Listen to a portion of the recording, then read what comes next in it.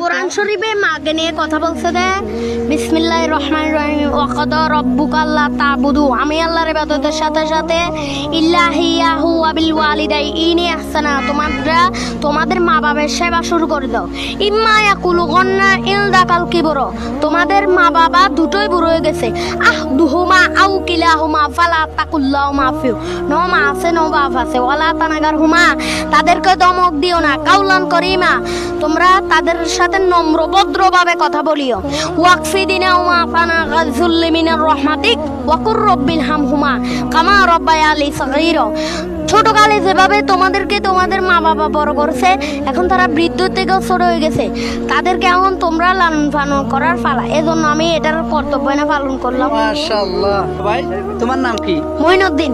মঈনুদ্দিন। তো বাড়ি কোথায়? বাড়ি খাগড়াছড়ি, থাকি আগ্রাবাদ চৌমনি পানওয়ালা পাড়া। আচ্ছা, তোমার বাবা নাই?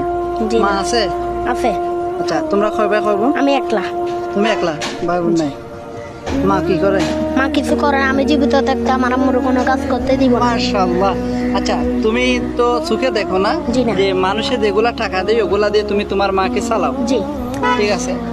এখানে অনেকজন, একটু ক্যামেরাটা ঘোরাতো, এখানে আমি দেখতেছি অনেক মানুষ বাইকে দেখার জন্য আছে। তো সবাই যদি আমরা এরকম একটা বাইকের সহযোগিতা করি